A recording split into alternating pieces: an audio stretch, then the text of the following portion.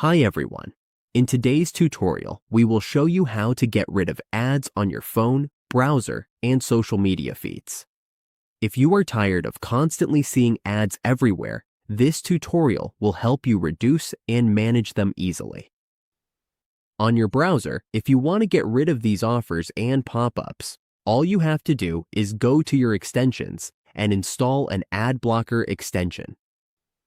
Open a new tab and type Google Chrome extension in the search bar. As you can see, it brings us to the Google Chrome web store.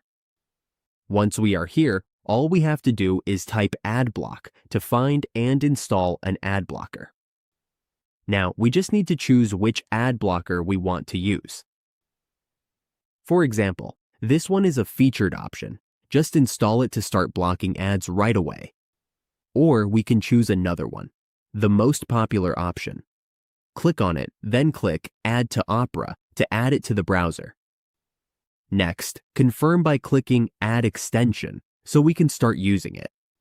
We just need to wait for it to finish loading. The purpose of this extension is to hide, block, or limit ads by adjusting your browser preferences and ad settings. Once it is set up, we can now browse without distractions from ads.